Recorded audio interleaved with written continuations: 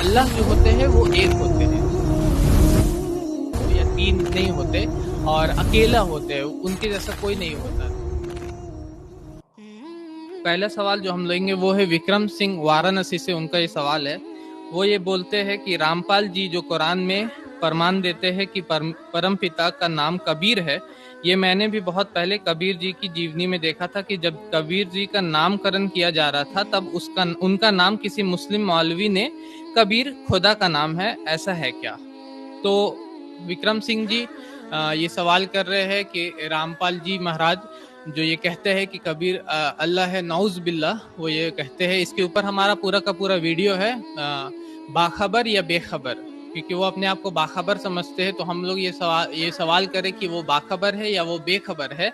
और हमने पूरा का पूरा एक वीडियो क्लिप ही डाला है संत रामपाल का झूठ करके हमारे यूट्यूब के चैनल के ऊपर, आप उसको देख सकते हैं।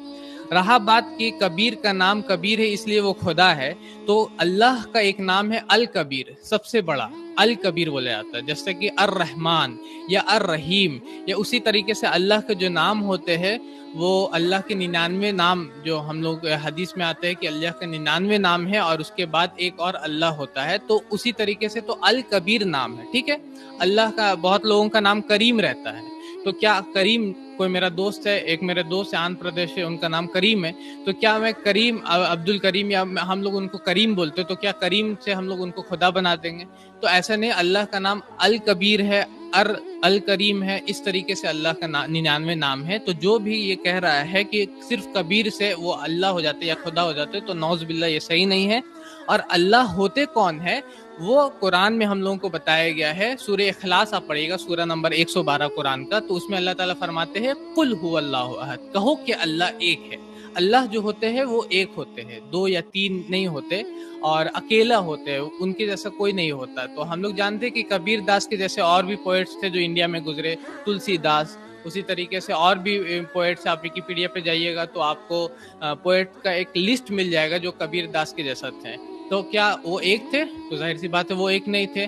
दूसरा, अल्लाह समद, अल्लाह बेनियाज है। अल्लाह जो है वो इंडिपेंडेंट है, किसी पे डिपेंडेंट नहीं होते, और सब कोई उनके ऊपर डिपेंडेंट होता है, हर कोई उन पे डिपेंड करता है, और वो किसी के ऊपर डिपेंड नहीं करते हैं। हम लोग जानते हैं कबीर के बारे में, उनकी हिस्ट्री अगर लाइफ पढ़िएगा तो हम लोग जानते हैं कि वो खाते थे, वो रहते थे, वो उनके माँ बाप का नाम था।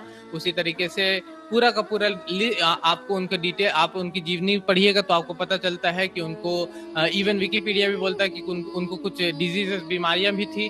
तो ये सारी चीजें ये साबित कर रही है कि वो अल्लाह नहीं है। लम यलिद वलम यूलद, अल्लाह ताला फरमाते कि वो जनता नहीं, ना ही किसी से जने हुए है। और अगर आप कबीर जी के बारे में पढ़िएगा तो उसमें आपको पता चलता है कि उनके माँ बाप भी है, कुछ लोग बोलते हैं कि उनकी बीवी भी है, उनके बच्चे भी, जो भी है। तो ये सारी चीजें बता रही है कि वो अल्लाह नहीं। और जो सूरह इखलास है उसका 4th लाइन है कि वलम यकुल लहू कुफुवन अहद, उसकी जैसी कोई भी चीज नहीं है।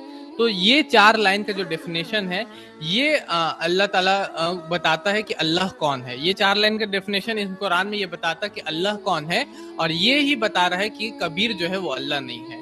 तो विक्रम सिंह जी जो वाराणसी से हमसे ये सवाल कर रहे हैं, मैं आपसे रिक्वेस्ट करूंगा कि आप एक बार कुरान को अच्छे से पढ़े, कुरान को जान के ऐसा मतलब कि उसका ट्रांसलेशन पढ़े आप एक बार, ताकि आपको समझ में आएगा सही में अल्लाह कौन है। और रामपाल जी जो भी कह रहे हैं ये बात कि कबीर अल्लाह है, वो सरासर, अगर आप कुरान को कुछ ही पेजेस को पढ़िएगा, कुछ ही सफ़ों को पढ़िए, कुछ ही पेज को पढ़िएगा कुरान का, तो आपको समझ में आएगा कि कबीर अल्लाह नहीं है। और अल्लाह का सही तारुफ क्या है, वो सही पहचान क्या है, वो आपको पता चलेगा इंशाल्लाह। इसके बारे में हम लोगों का पूरा वीडियो है यूट्यूब के ऊपर, संत रामपाल जी का झूठ, उस पर भी आप लोग देख सकते हैं, वो कंप्लीट उसमें आपको आंसर मिलेगा इंशाल्लाह। हमारे चैनल IRPC इंडिया को सब्सक्राइब करें और बेल बटन पे क्लिक करें ताकि हमारा सारा वीडियो आप तक ज़रूर पहुंचे।